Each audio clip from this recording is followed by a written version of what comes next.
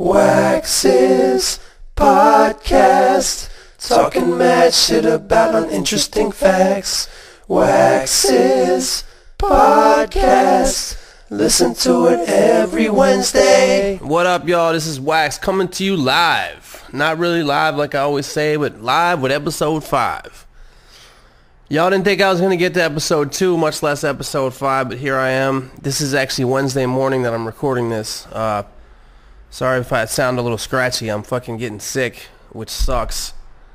Because I'm actually I feel like I might be getting real sick. Like, you know, sometimes you're like, oh, I got a little cold or something. I think this time I might have some kind of fucking, I don't know, like viral infection. Like sometimes strep throat or something like that. Hopefully it's not fucking AIDS or cancer or something, but I don't know. I woke up a couple days ago and the first symptom I had was like the dry boogers, you know, like the inside of your nose is just dry and like, and you know, that kind of thing. Not like a runny nose, like a dry, arid desert nose. And then over the last few days I've just been getting like a general sense of fatigue and kind of fucking up my voice and my throat and shit. Usually this only happens right before I have to play some big show. But now it's, you know, I can't say it's nothing going on. I'm actually about to take a trip. Tomorrow I'm leaving to go to Maryland for a couple of days, my home state of Maryland. Go Terps. But fucking, say go Terps, but I can't remember the last time I watched any kind of college sporting event at all. So I'm kind of a poser in that regard. But I am looking forward to going back there because I'm going to get to see my family. I'm going back there for my nephew Chris's birthday. Chris, if you're listening to this, happy birthday. My sister, who is Chris's dad, if he's listening to this, bad parenting. Yeah, I'm looking forward to going back there, man. I'm going to eat some blue crabs. To anybody from that DMV area, you know what the fuck I'm talking about. If you grow up kind of eating them shits, you miss them when you get away from them. So I know my mom listens to this, but I think I'm actually looking forward to eating crabs and drinking beer more than I'm looking forward to seeing my family. I'm just kidding. So yeah, this has been a pretty uneventful week. Thank you everybody for sending me so many emails to the beatsforwax@gmail.com email address where you can send me beats and questions for this podcast, because week has been pretty uneventful, so I'm probably going to spend a lot of the time reading those questions. Basically, I've been here at the crib. I've been working on finishing my album. It's interesting. I should close the window. Hold up.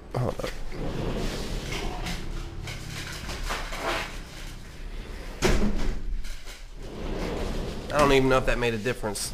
When that window's closed, it's like fucking 1 gazillimeter thin. But yeah, so not too much happened this week. Just working on the album here at the house, just walking around fucking talking to myself like a maniac and just trying to think of ideas and shit like that. I did have a meeting last night. I had a meeting last night with all my people that Intense Imagination, me and my video crew, Casey and AK and such, and Jay. Gonna shoot a new video when I get back from Maryland. I'm kind of excited about it. We're gonna shoot this video for the song called Toothbrush.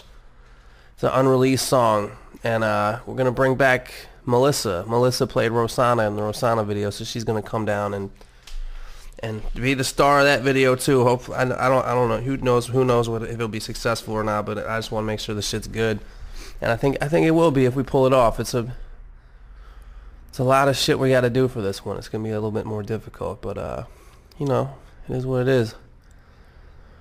Oh man.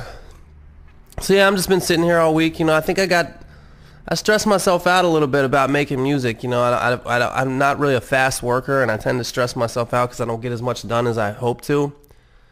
And I think I think part of that is because it's just my brain. I think what's happened is like you know when your hard drive on your computer gets full and you can't put any more information on it unless you delete something. I think that's the point where my brain is, and I'm not saying that I'm smart. I'm saying that I have a lot of useless information in my brain.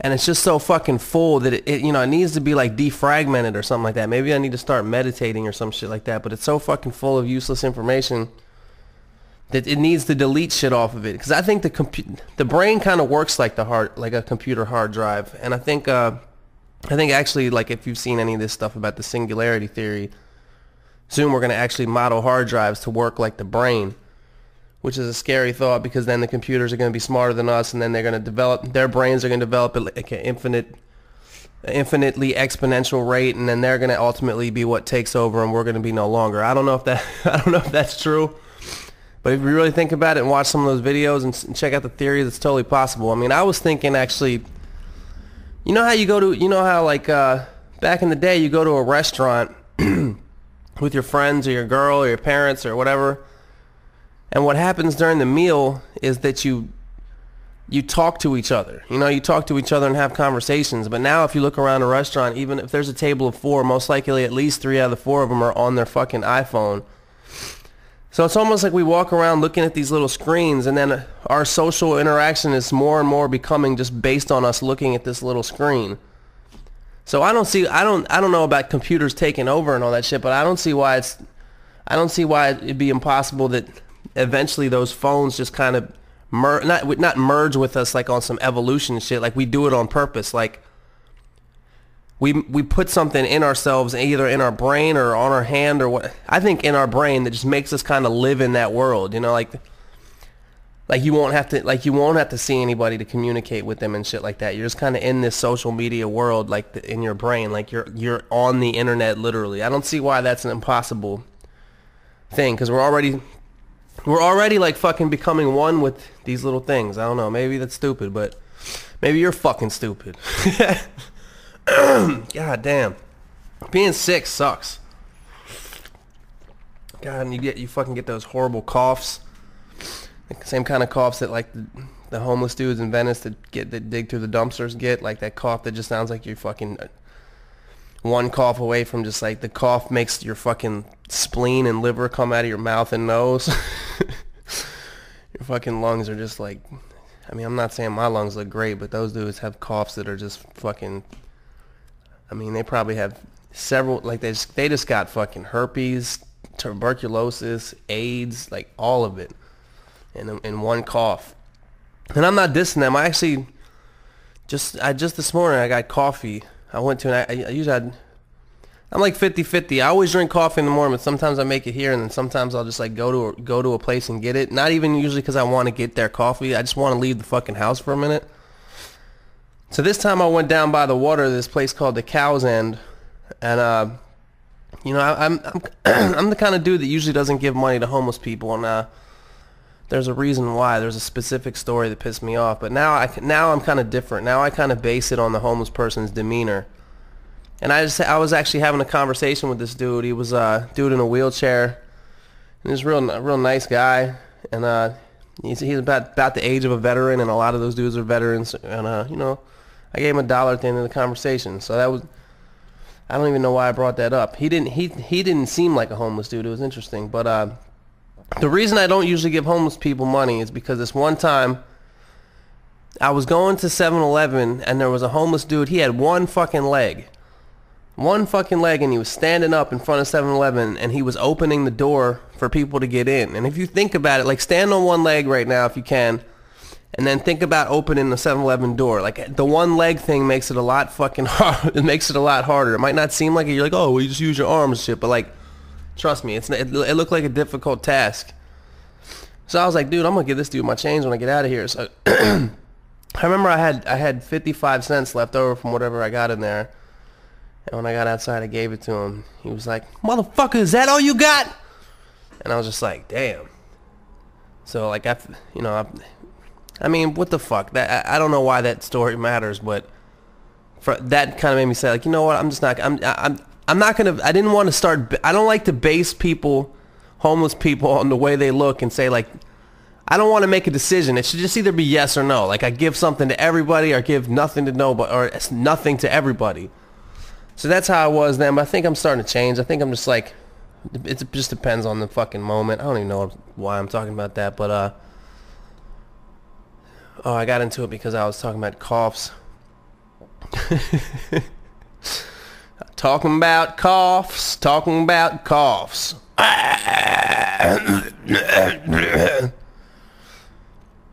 I feel like shit today. I'm already sweating. Like you know those like that's not a feverish sweat. Well, I think it is a feverish sweat. I think I am having cold sweats right now. So I'm sorry about the rambling. I mean, this podcast is already based on rambling, and in this particular case, I had an uneventful week, so I'm even less prepared than usual, and my brain is kind of cloudy. But I did want to talk about this one thing. I did want to talk about this. Hold on 1 second. Yes. My friend Adam. Adam is a guitar player, and Adam has played with me on stage many times, including the last Viper Room show I did. He played with me at the Troubadour. He's a real cool dude. He's originally from Chicago, and kind of a punk rock dude. Like, he was in a punk rock band for a long time. He toured all over the world, toured through Europe in this punk band and shit. But real good guy, real good guitar player, real funny guy. But I doubt he listens to this. But it doesn't matter anyway. I'm not dissing him, but it's just funny. He's the one who told me this story. You know, when he moved out to L.A., he met some people in the porn industry, and he started working in the porn industry. Not as a porno, you know, not on screen. He was like a driver, or he would do like I think he might do some kind of office tasks and stuff like that. But his main shit was a driver. Like, he'd drive the girls from one set to another, and then maybe drive them home. He did some other shit too, but anyway, he started dating this chick that was like a pretty well-known, actually, porn star. And I just want to talk about some of the stuff that he was saying about, like, how weird it is to date a porn star.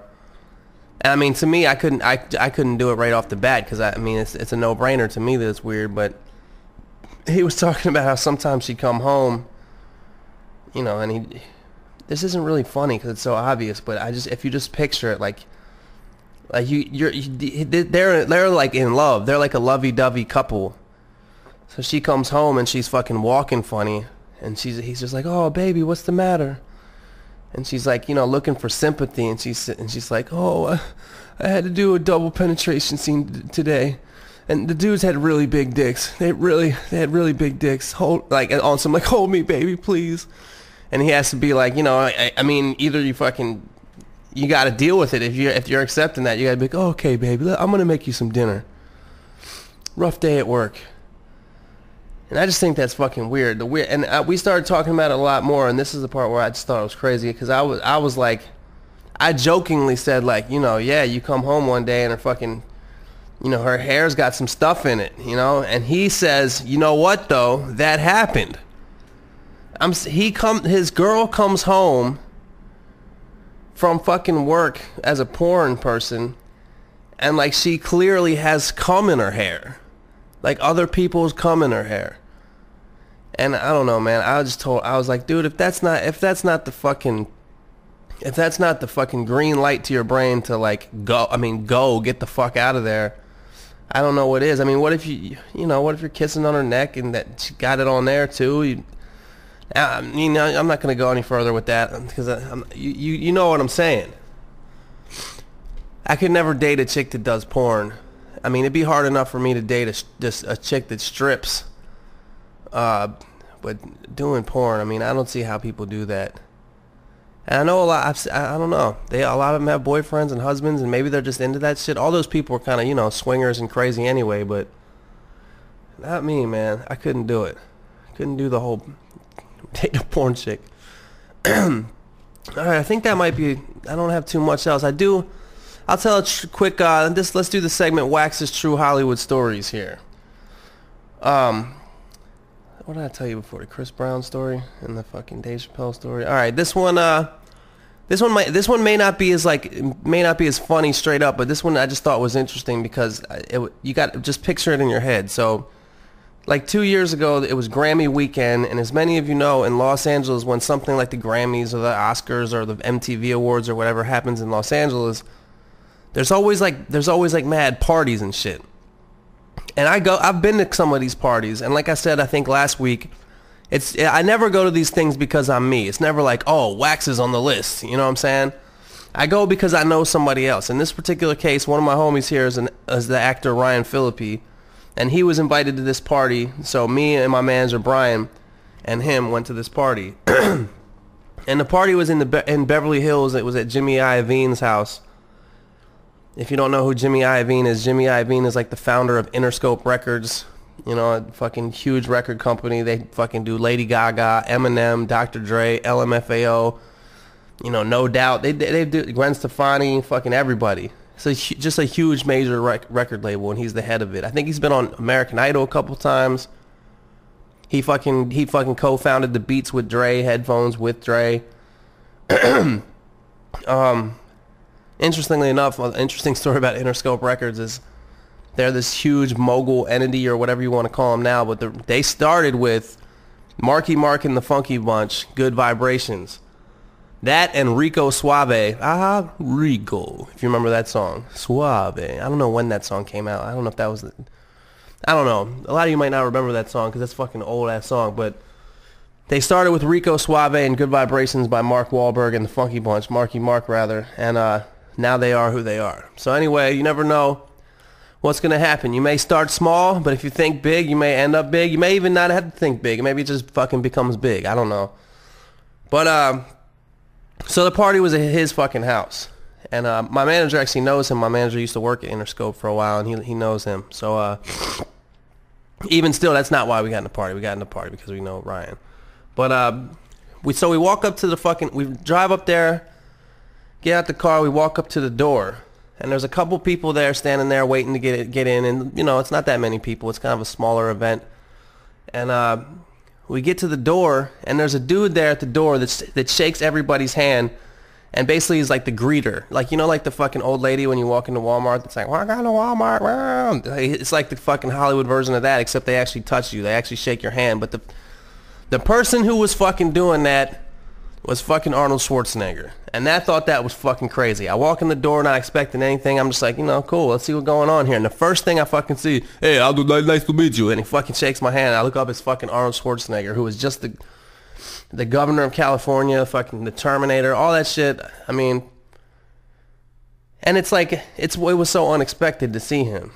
But, I don't know, that was just a crazy party, man. Like that was probably the party I've been to that had the most celebrities. But I'm not trying to like name drop or whatever. I'm just saying that shit was crazy. Fucking, there was a million famous people there, but the highlights of it for me was I remember I had a long conversation with Sacha Baron Cohen there. We were both kind of fucked up. I think he was wearing wearing like a derby hat and a bow tie suit. But I talked to him for a while. And then the other highlight of the night was at the end of the party when we were leaving, when we were outside front about to get in the car. We saw J. Cole there, and my manager was like, yo, let's go introduce you. So I met J. Cole, and J. Cole, before he even saying anything, he looked at me like, oh shit, Wax from YouTube. Like he started singing the new Crack melody. I thought that was pretty cool. J. Cole knew Wax from YouTube.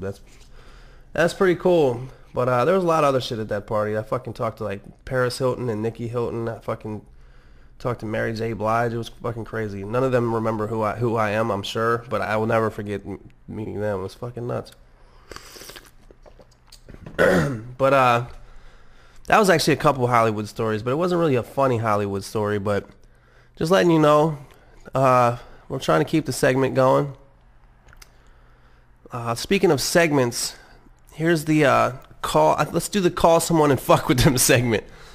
I actually tried to do this podcast. I'm going to be honest with you. I tried to do this podcast last night, and I was just so fucking tired and out of it that I was just like, I listened to kind of like where I was going with it, and it fucking sucked. Not saying that this one is awesome, but I was late, and I was just tired, and I'm fucking sick. And I just decided, you know what, I'm just going to scratch this one and do it today. But I did call my friend Casey last night. Casey Chan, the director of a lot of my videos, and I talked to him. So I think the audio might be shitty, but let me stop this and listen to it and see if I can just edit it into here and see if it even works. Hold on. Yeah, it looks like it'll work. So here it is, the thing I did last night calling Casey. Hopefully it's not boring. Let's see, Casey Chan. Probably wasting my time because, you know, I like when I do these things, I don't tell people. Like, I have no idea if they're going to answer or not. I really don't. Fuck, what did I say?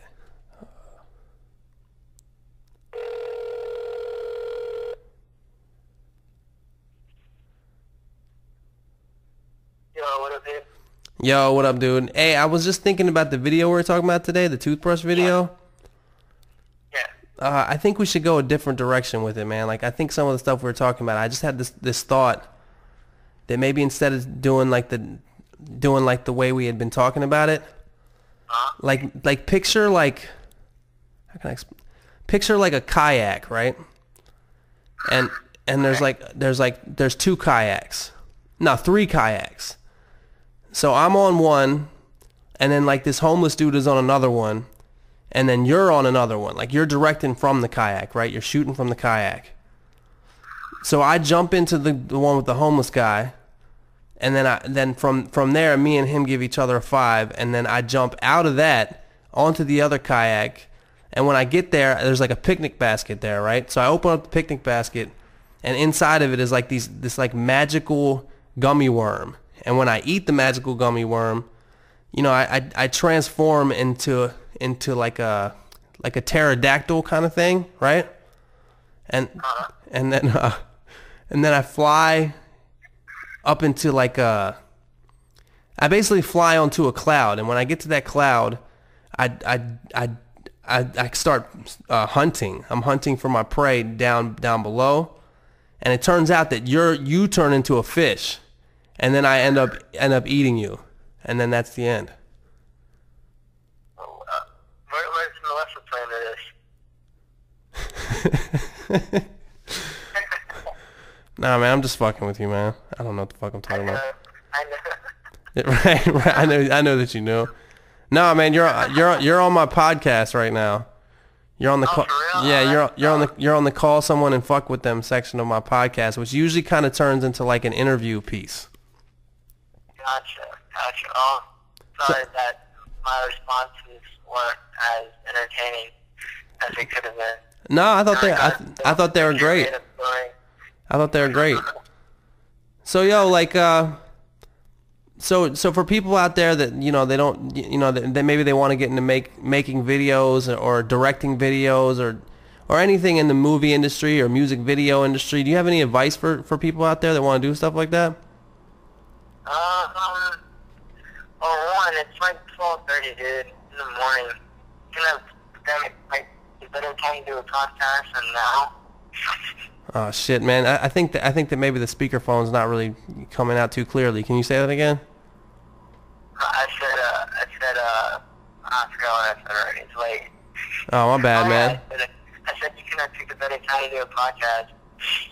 Well, I got to get it done by Wednesday, man. I got deadlines. If I don't get it done, nothing really. I don't really have any fucking circumstances. Nothing happens to me. Cool, but that's true.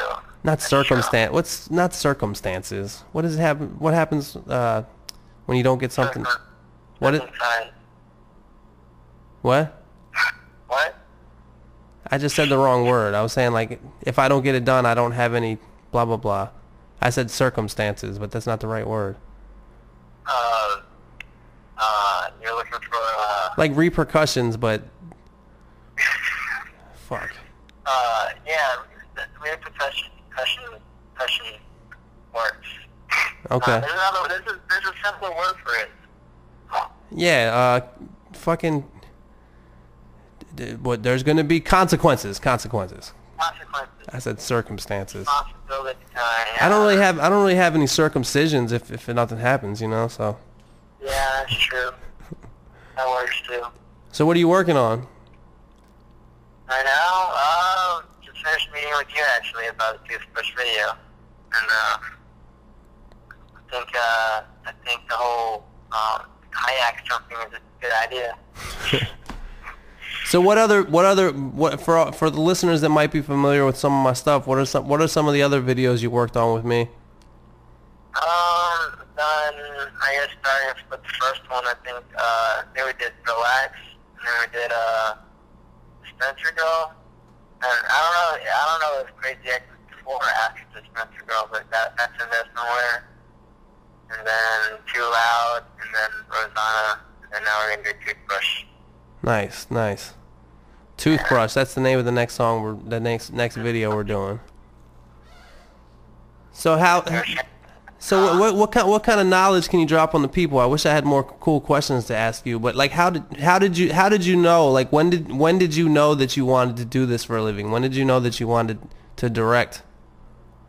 I think it started all. I mean, I don't know. I've always been in the arts, and I kind of like started with drawing and stuff, and then I wanted to be a graphic designer at one point in high school, and then that did photography, and then from one point. But from one thing to the next, it kind of led to video, and I thought photos were boring, video was funner. And then from there, I was hooked on the whole medium of video.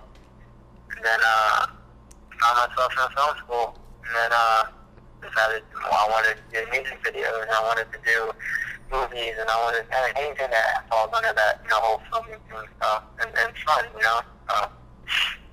I think I don't have a 9 to 5. It's it's just the creative platform. It's always different. It's never repetitive, and I think it's a good way to make a living.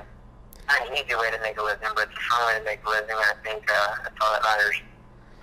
So when you moved, because a lot of people hit me up and they ask about like moving to LA and trying to make it, and some people think it's going to happen instantly. You did have to have at least 1 or 2 9 to 5s when you moved here, right? Yeah, definitely. What was the one place you worked at? I worked at a place editing infomercials and stuff, and my corporate videos. I don't know. That was like as 9 to 5 as. I mean, it wasn't a 9 to 5. It was more like a 6 to 2, a 6 p.m. to 2 a.m. shift,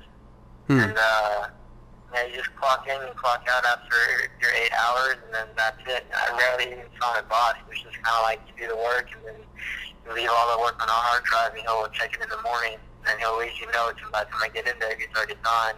And then you just read the notes, and then you just kind of just pick up where you left off the previous day.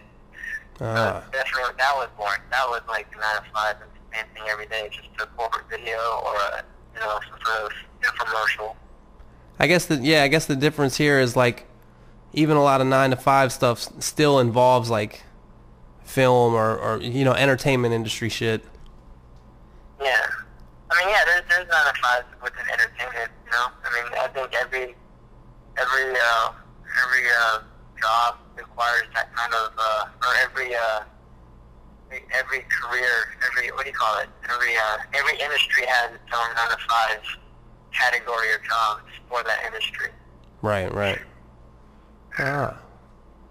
Yo, Casey, I'd like to ask you more questions, but I think that the audio I gotta fucking think of a better way to do this than to hold my speakerphone up to the microphone, because I think it's kind of like it's not. I think the audio might not be coming out too good. You know what I'm saying? Gotcha. Unfortunately. That's cool. We could reconvene on this thing too. Like I didn't like what you just said. I didn't understand. Oh, for real? Is my connection bad? 2 bars. No, it's not. I don't know that it's. I don't know what it is. I don't know what it is. I think it's just that you can't talk, man. I think it's your voice. I think your voice is naturally distorted and high pitched and sounds like a phone. Gotcha. I think the mumbling kind of helped that. Mumble a lot when I talk. Oh, you do mumble a little bit, but I think in this case I don't think in this case that's what's doing it. I think it's my fucking lack of attention to detail. I think I need to fucking be better at creating this podcast for the people to listen to it. It's my fault. I should probably just jump off my roof. Yeah, what's your problem? Well, shit, Casey. I'm gonna call you again and do a better interview with you once I get a better system in place for this audio shit, man. Okay, yeah, do it whenever. I'm cool. All right, I know you're cool, man. You are very cool. I know. All right, Casey. Get back to whatever you're doing, man. All right, peace. Let's move on to some questions that people ask me via email. beatsforwax@gmail.com. beatsforwax@gmail.com. I answered like 2 of them on that one I said I did last night. I'm going to just edit those in here, and then I'm going to do the rest. All right, cool. Let's just go to some letters here, because I did get some good ones. I actually got a lot of good ones. Let me just kind of run through. This is from Zach. Okay, so I love you and EOM's Liquid Courage album, but every time I hear Concerto del Muerto, I wonder who the last MC is. Bobby Bloodbath. That is me. That is me. That's a character. That's a character that I do. I only did it on that one song, and I always thought that I was gonna make this fucking whole YouTube channel for this dude, Bobby Bloodbath. And he's gonna be wearing like a New York fitted cap, and you couldn't really see his face. Maybe have like a big fake beard and make him kind of like a fat dude, just like his character on that song. If you haven't heard that song, go buy my shit. If you haven't heard that song, go to iTunes and buy Liquid Courage by Wax and EOM. Let's see, Christopher. Sup, Wax? Big fan of yours. Just wanted to ask you if you had any mentors when coming up in the music game. Thanks. Just people around my neighborhood that you wouldn't have heard of. You know, like I actually had a guitar. I took guitar lessons when I was in middle school, and I took guitar lessons from this older guy. He was a blues guy. His name was Jim Wood. He lived in I'm not gonna say where he lived, but he was a character, man. He had like these short, fat fingers. I remember he had like real short but wide fingers when he played guitar, and he taught me a lot of stuff. Like he taught me all blues stuff.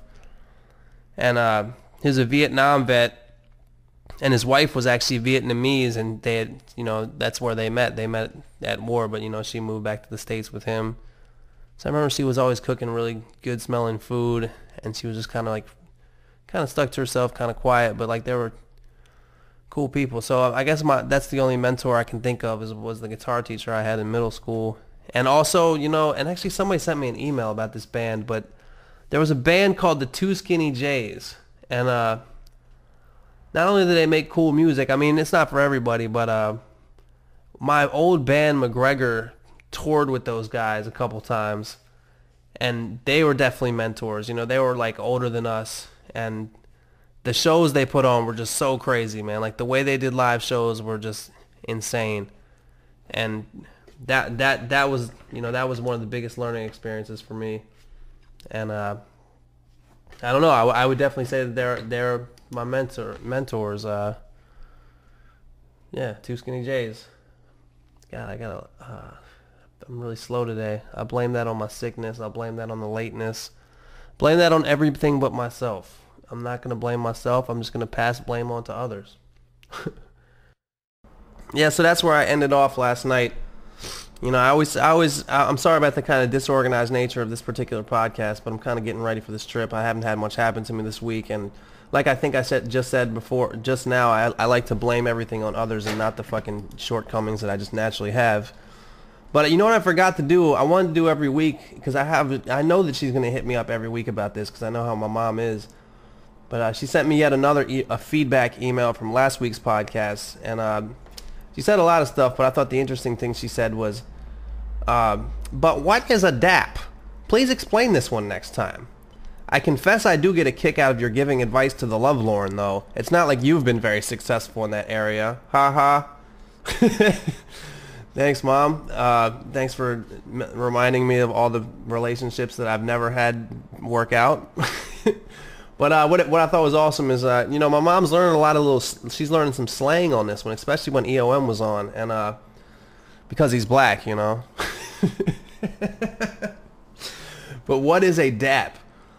So instead of explaining my mom what a DAP was, I went on YouTube and tried to look for a video of people dapping each other up. And there was a few, but none were, like, there were all these people doing these complicated ones, trying to make some kind of fucking viral video, like, look at our crazy handshake. But the best example of a dap I could find was, randomly enough, Barack and Michelle Obama giving each other like a fist bump on a political stage or whatever. So I sent that to her. And I don't have like a lot of political opinions and shit, but is that not kind of a sign that dude's just a fucking hip guy? Like, my mom asked me about a slang word and I have to send her something Barack Obama does. But anyway, so that was I need to think of let's call it feedback from Arlene. I shouldn't put my mom's name out there, but it doesn't matter. I guess it does matter. I don't know. Let's read some more. Let's read some more of these letters I got from some of you guys here. I got a bunch of them, and I think some of them are just interesting. And I think that we can just kind of go through some of these joints here. This is a quick one. Basically, yeah, hey Wax, I'm a big fan of your music, podcasts, and vlogs, and I really appreciate that. Everybody that sends me all these props, man, I love that. I mean, it's just crazy to think that people be listening to my dumb ass like that. I've been listening to you for two years now. Anyways, I was just wondering if you're thinking of doing some shows in Australia anytime in the next few years or so. Thanks for taking the time to read this. Interestingly enough, I just did a deal in Australia. That Rosanna video we did, man, like, I've gotten a lot of strange international like that song actually might do a lot for me internationally, a lot more than it does here in the United States. But I just did this deal in Australia, so literally yesterday it sent them all the stuff they need. So start looking out for Rosanna on your whatever. I don't know much. I've never been to Australia, but whatever the radio stations are there, whatever TV stations, MTV Australia, I guess. We'll start looking out for it there because I think that's gonna be happening pretty soon. So if that pops off, I imagine I'll be doing some shows in Australia. Plus my homegirl, I don't know if you've heard of this Brody who sent me the letter. Thanks for sending me the letter, by the way. But my homegirl Jess Hudak is kind of blowing up over there. She just had a gold single over there. I can't remember the name of it. Fuck, it was used on the Australian X Factor. It was like the theme song. But I'm doing a song with her on my album that hopefully we can go over there and perform. We'll see what happens. But thanks, Brody. I appreciate that. Let's see what this is. This is a really long email, but fuck it. Let's do it. So basically, I've got a lot of respect for you and your music. This is from Max over in Germany, Max H. With people like you around, it gives me hope for the future of music, considering most of the bullshit on the radio that makes me want to rip out my eardrums. Also, last year when I was having some of the best times of my life, there was nothing like listening to your albums and chilling with my friends drunk as hell. Thanks, man. I really appreciate that. And I'm sorry to everybody out there if it just sounds like I'm an arrogant prick reading fucking praise of myself. It's not like people just say stuff like that, and I really appreciate it.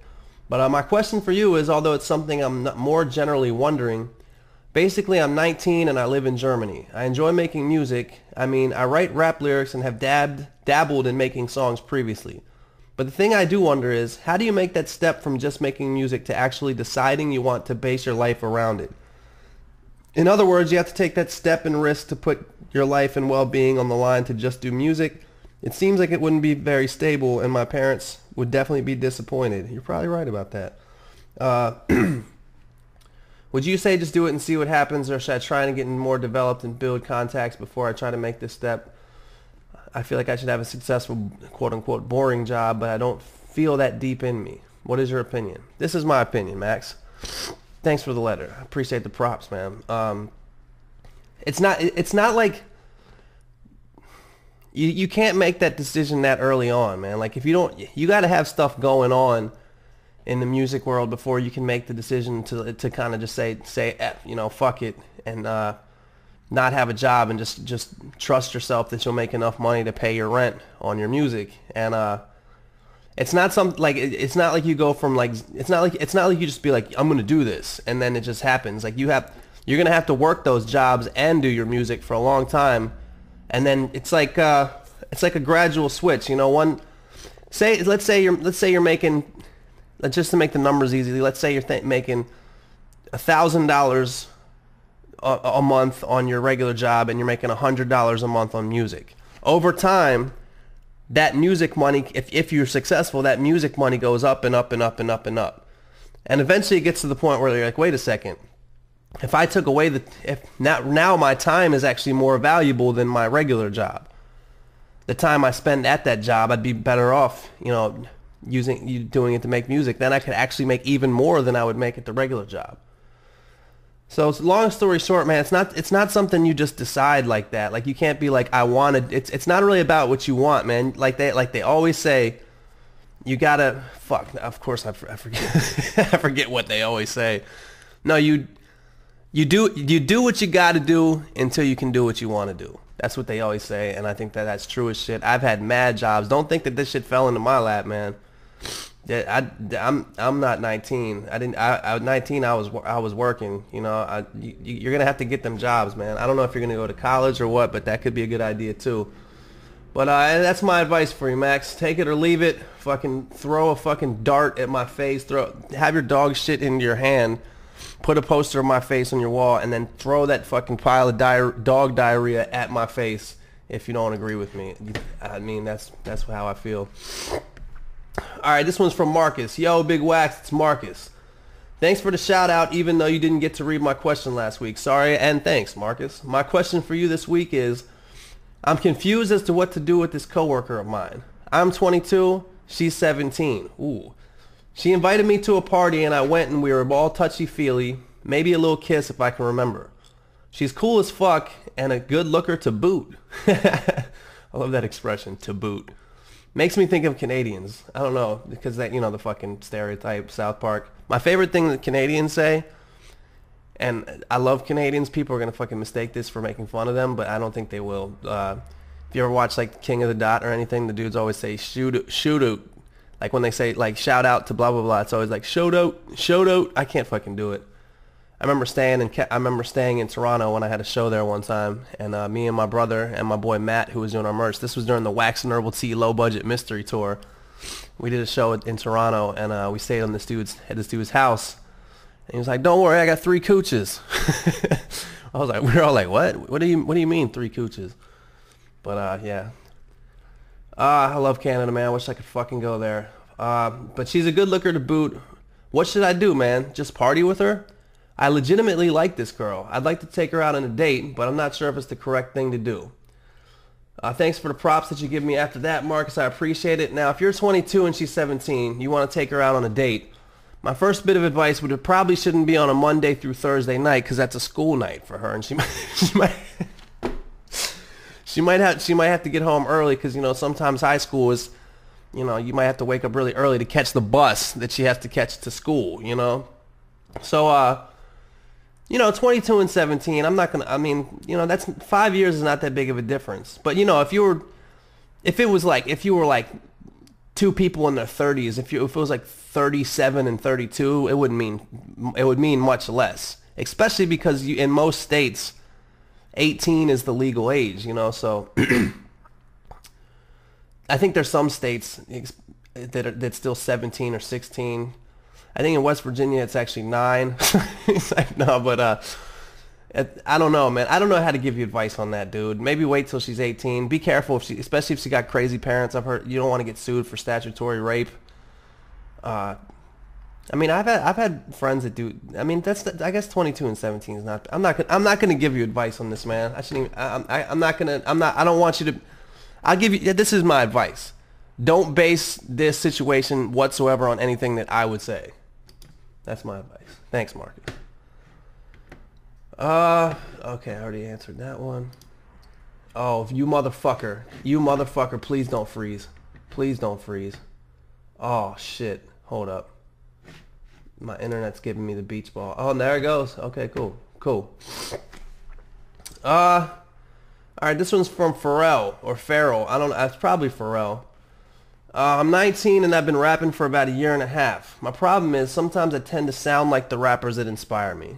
My biggest inspirations are Souls of Mischief, Slim Shady. Damn, interesting that you're 19 and you're inspired by Souls of Mischief. Good for you, Slim Shady and Wax. I appreciate that, man. That's what's up. Basically, I mean, it's a pretty long email, but basically he's saying, like, what do you think is about, like, he's talking about, basically, the question he says at the end, any tips for not sounding like your greatest influences? And, you know, everybody's going to do that, man. People that inspire you and influence you, you're going to tend to, like, you know, that's what inspiration and influence is. You know, you kind of have to learn, you have to learn to rap along to somebody before you can learn to rap yourself, you know, if that makes sense. You know, when I remember when I first started listening to Talib Kweli, I would rap just like him. You know, there's nothing you can really. I think maybe it's just something where you don't do anything consciously. You just keep going, and you know, listen to more people, and then like maybe eventually what happens. I don't know if this is fucking true or not. Maybe eventually what happens is like you take the 20 people that you really love. And then somehow those 20 people, if you put them in know those things you put a bunch of Play-Doh in of different colors, and then they all come out, and it's just this swirl. Maybe that's your style. Maybe a person's style is just a mixture of all their influences together that forms one new thing. So I would say don't trip about it too much, man. Definitely got to be careful. I mean, you hear a lot of young people put out stuff, and it's like, especially I feel like on YouTube, especially Eminem, like people just sound exactly like Eminem. I mean, people say I sound like Eminem, but I mean, I've heard people that sound like to the T. So you definitely want to be careful about that shit, man. But just keep going and have fun with it. You'll develop your own style. Just don't think about it. It'll come to you. It took me a while, you know. Just answered that one already.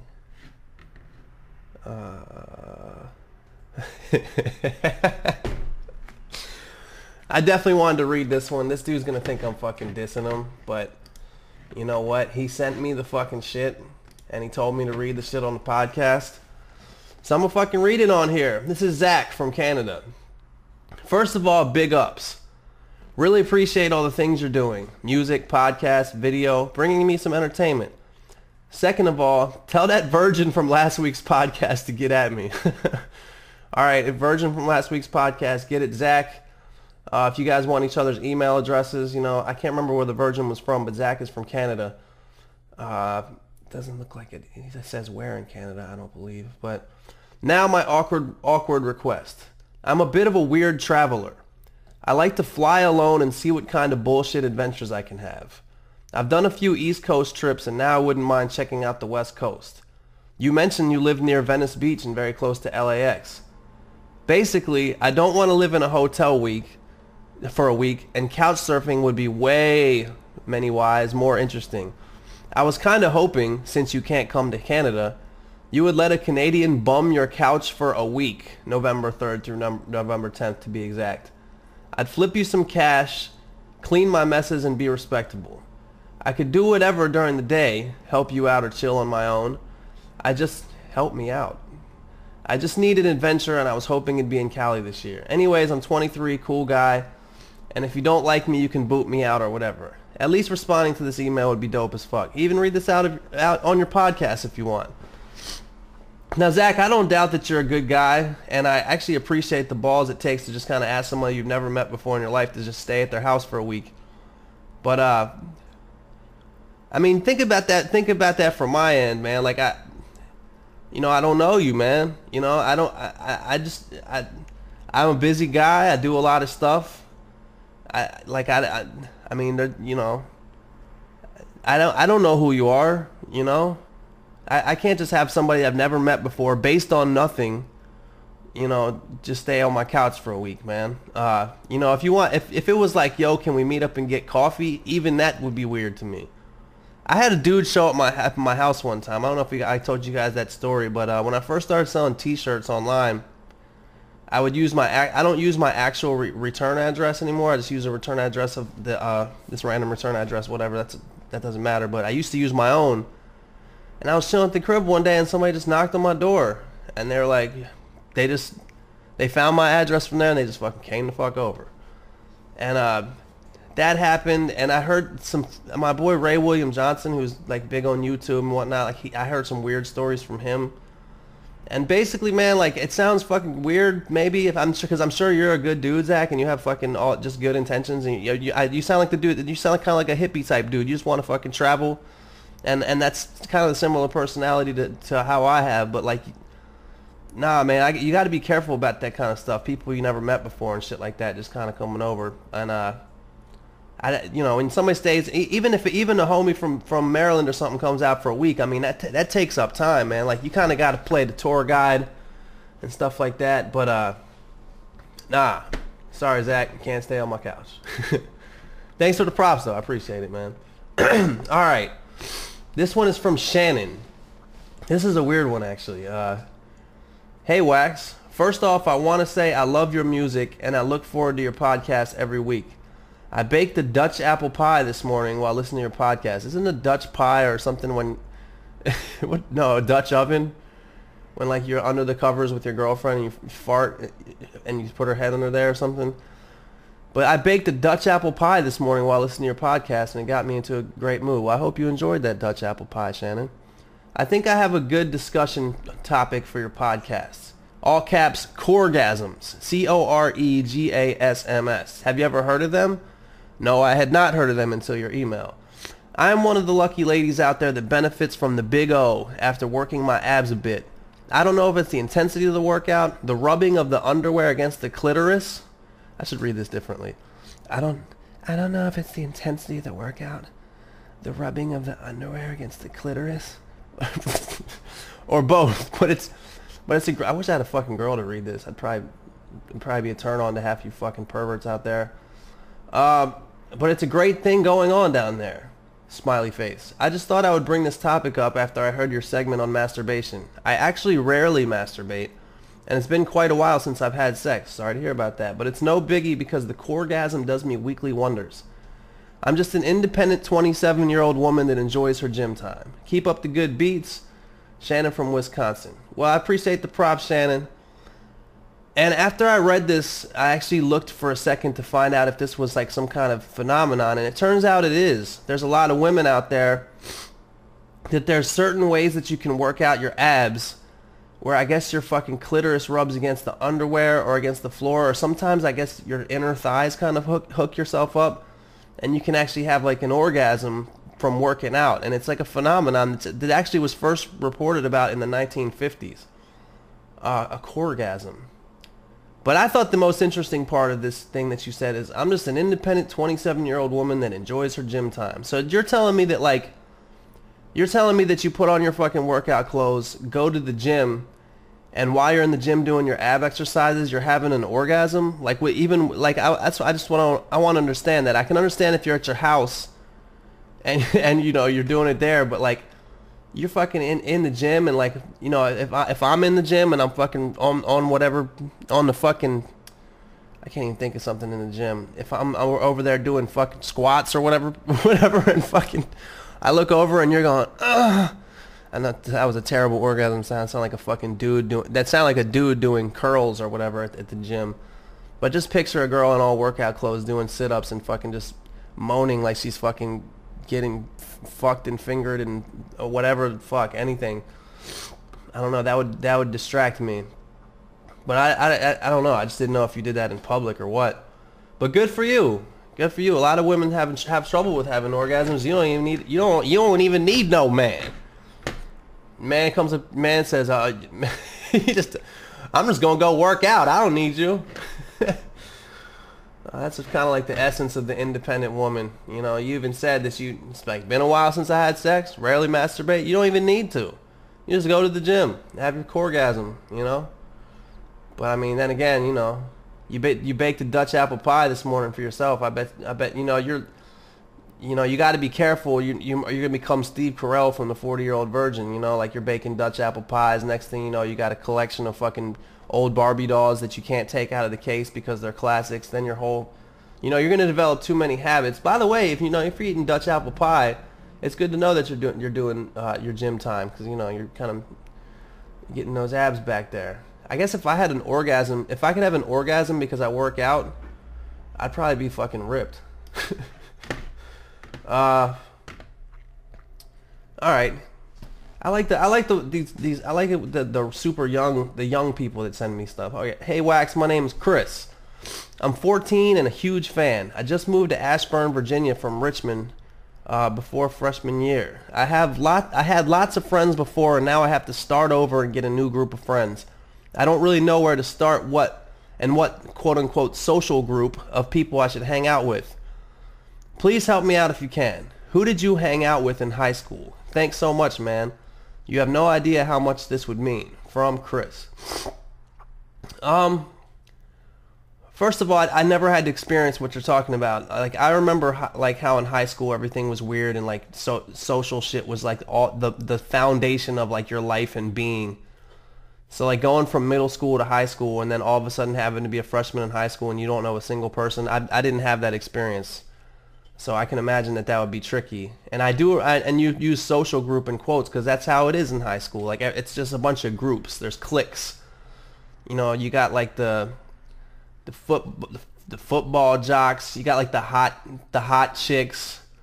You got like, you know, maybe, I don't know what you got these days, but maybe you got like the emo kind of dudes or gothy kind of dudes and chicks. Then you got like the people that are in the marching band or clique, you know. Then you got the cheerleaders. Maybe you got the fucking the skaters, you know.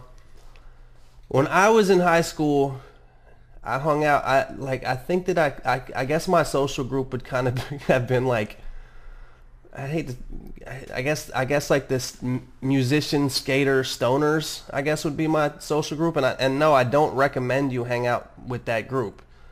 I think that you're just gonna have to naturally figure it out, man. I don't think that there's anything that I can tell you. Try to be friends with everybody, man. Just make friends with everybody. I think that that's the best way to go. High school can be fucking rough. I mean, even in high school, everybody's kind of a dick. Like, the only thing that people care about is, like, quote unquote being cool. And, you know, I remember being mean to people in high school, and I remember people being mean to me in high school. So just try to you know, just try your best, man. You know, try to study or whatever, get some good grades, do good on your standardized tests. Make sure that you learn all those maths like trigonometry and calculus that you'll literally never ever possibly ever have to use in real life. But of course, who was it that I don't know. Still try to get good grades. Make your parents happy. Come on, man. You're 14. They're so fucking nervous right now. Your parents are so nervous about you. They're thinking of all the bad stuff that can happen to you. But don't worry about social groups, man. Just go in there, walk around. Maybe start by trying to find like one person. Don't think of it as a group. Meet a friend, you know, make a friend. You know? I want to just preface or postface everything by just saying the best thing you can do is just not listen to my advice. What the fuck do I know? Yo, what up, Wax? This is from Matt. Love the podcast. Big ups. I appreciate that, Matt. Do you have any opinions? Oh shit. Do you have any opinions on the candidates for the upcoming election? And or do you even pay attention to politics and all that?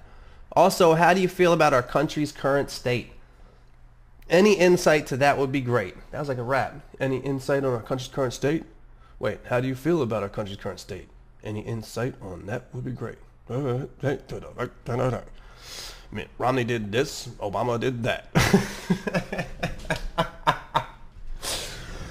Oh, fucking Mitt Romney. All right, I'll do a little bit of political stuff. First, let me start by saying no, I don't really pay attention to politics. I actually just this week kind of paid attention a little bit because my boy sent me that thing that Mitt Romney said, and that shit pissed me off. But you know, this is what I think. If you want to be the president of the United States, you're a fucking maniac. You are an insane, fucking power-hungry, weirdo maniac. Why would you want that job? Think of how terrible that would be, how stressful that is. It just to want that job, just to want to hold that position of power takes the kind of personality that only a weirdo egomaniac would have. I don't give a fuck if it's Bush, Obama, Clinton, what the fuck's his name? Romney, I don't care who it is.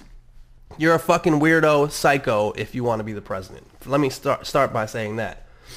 Second of all, I think I used to pay attention. I was actually really interested in politics the last election because, as you know, Barack Obama was like exciting and he's the first black president, and it was just an interesting time. Now in this particular time, first of all, I think Mitt Romney is not that good of a candidate. I think he's just not as likable as even like George Bush was or Barack Obama is. I think he really seems like a politician. Like, he seems like every opinion he has is based on polls and what people tell him to think rather than what he actually thinks inside of his heart. He seems like a career politician. And you know, his dad was the governor. Oh, I think it was in Michigan. His dad was the governor of Michigan.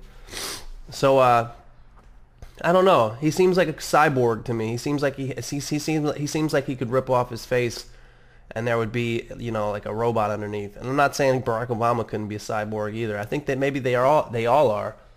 They're all controlled by some type of fucking cyborg controlling gamer, you know, in the White House basement that just laughs, you know. Maybe it's just Dr. Claw from Inspector Gadget.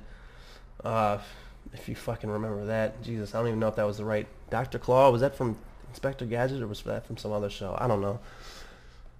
I don't actually think the presidential candidates are cyborgs, by the way, but as far as the country's current state, you know, I'm in a position where, like, you know, I have my apartment and I fucking sit here and I try to write songs and I do okay, and I don't worry too much. Like, you know, I'm not the richest dude in the world, but, you know, I'm so fucking far removed at this point that I don't even really know what the country's current state is. I know we got a lot of unemployed people, and that sucks. I think that unemployment, if you listen to like my first podcast, I talked about how a while ago I worked refinancing houses at the type of company that gave out these shitty loans and basically ripped people off, and lo and behold, right after that, the housing market crashed and people started getting foreclosed on their house left and right. And my point about saying that is that if the economy is bad, the people blame the president. The president takes the fucking blame and the credit for everything. Like, Obama takes the credit for killing bin Laden. Like, that motherfucker went in and said, "Break yourself, fool," and fucking pointed a fucking 9 at bin Laden's face like it himself. He takes the credit for that, but he also has to take the fucking blame for the economy when there's so many factors. Like, now I got a friend who is more of a conservative, and he honestly believes that if McCain would have won the last election, that everything would be totally different. And I think that that's very, very far from the truth. I think the president has much less of an effect on the economy than people believe that he does, you know? So, I don't know.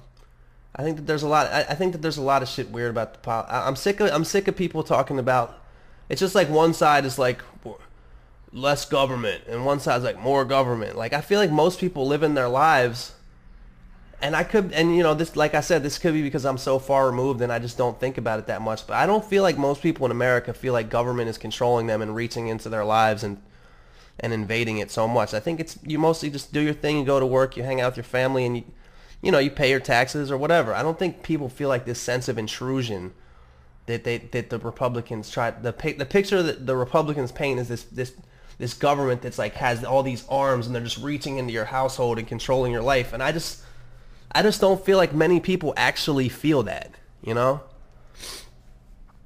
I think the biggest problem is that, and granted, you know, I guess that, I'm sure a lot of you out there listening are more conservative than me, but I think the biggest problem, I think the most interesting thing about the Republican angle of it is that they've somehow convinced the poor people that are on their side that the problem is the poor people on the other side.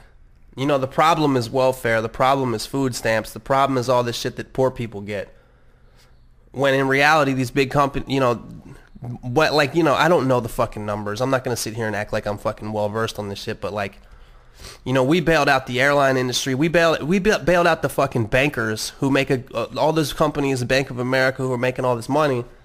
We bailed them out with a check that probably equals all the food stamps check double or something. I shouldn't be talking numbers because y'all gonna say I'm ignorant and you're gonna fucking point out something that totally negates my argument. My point is that the Republicans paint this picture that the problem is poor people, and then the rich people get all these government contracts and nobody says shit. So that's people probably gonna yell at me and say I'm a fucking idiot, but you know what? I am an idiot, and I really don't give a shit about Barack Obama or Mitt Romney anymore. I just live my life and try to write these songs and just fucking talk to myself out loud.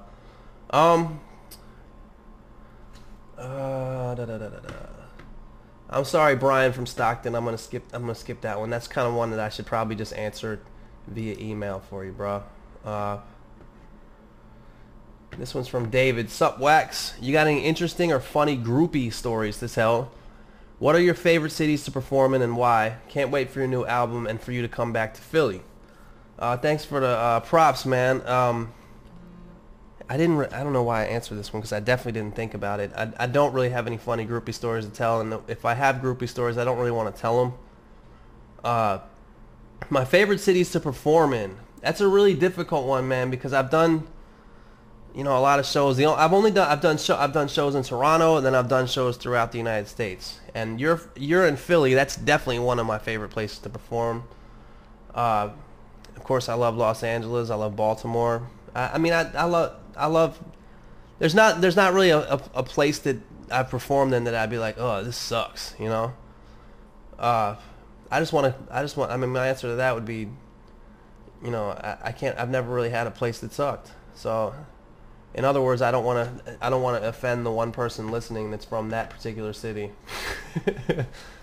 But the best show I've ever had was definitely in Los Angeles. And then I've had some really good shows in New York and in Baltimore. That little balcony venue at the Trocadero in Philly is so fucking fun to play at because it's small, and when you get, you know, that venue is so much fun because you can just like walk out into the crowd and just talk to people and shit. It's like a small intimate place. But best show, my most fun show I've ever had was at the Troubadour in Los Angeles. So I guess that's my favorite city because that was the best show I've had. Troubadour, Los Angeles. Number 2, Webster Hall, New York City. And then dating back a little bit for my band was definitely we had some fun shows at Peabody's in Cleveland too, but the best one was at the 8x10 in Baltimore. I love that place. But boogadaboo, I'll start talking soft and mumbling. This motherfucker here, Marion, subject line, boobies. Haha, got your attention. Wax, I'm getting the beach ball. My fucking internet's probably all about to shut. No, there you go. Wax, thank you for being yourself and for staying true to your talent. I love your music and you are real funny, man. Thank you, I appreciate that. I rap with you in my car on the way to work every day so that I don't stumble over words when I teach classes. Well, thank you for rapping to my stuff and thank you for teaching classes. You're a good human being, I hope. Unless you're there just to fucking look at little girls and fucking jerk off to them and take pictures with your iPhone so when you get home you can masturbate thinking about 13-year-old girls. Or maybe dudes. Maybe you're a horrible person. I don't know. But I'm going to assume the former. Anyway, my question is, have you or Herbs ever seen a ghost or experienced anything paranormal, or have you had any cool twin-related experiences you can't explain? Marion, thanks for that, Marion. I don't believe that I've ever seen a ghost. I don't believe that I've ever experienced anything paranormal. But yes, me and Chris is Herbs' name, my twin brother. For you guys, anybody that doesn't know, I have a twin brother. He goes by Herbal T, but his mama given name is Chris. So like a lot of times when me and him are together, like, you know, sometimes you're with somebody and you're with maybe your friend and you say the same word at the same time. You know, like you're both, like somebody says something and you're both like coffee at the same time and you look at each other like, oh my god, we all said coffee at the same time. Well, that happens to me and my brother, but it happens in like a fucking crazy way. Like we'll say like I don't know, maybe you should check it out at 5 o'clock, huh? Like we'll say something like that, or like actually it's not really like that. It's more like an elephant, like a weird sentence that's like 10 seconds long. We'll say it at the exact same time, like as if we were double just trying to do that. And that's happened many, many times. And sometimes it's kind of like we look at each other with disbelief, like how is that even possible? But you know what? It's not. I don't think it's not like I can really like. Granted, we've never had a lot of really bad emergencies, you know. But like, I don't think that I can like feel when he's in trouble. You know what I'm saying? Like, you know how they say twins can kind of like feel, like, oh my God, Chris is in trouble. I don't think that I can feel that, man. I'm not sure if that's true or not because maybe he just never had anything too crazy as far as emergency going on with him to feel that, but I don't know. I did this is the truth, man. My mom and my sister would verify it. Me and him had, when we were like toddlers, we had a secret language. I think there's a video online with 2 twin babies. There was like a really fucking popular viral video, like 2 kids in diapers kind of talking in their own language. And according, me and my brother did that. So that's kind of interesting.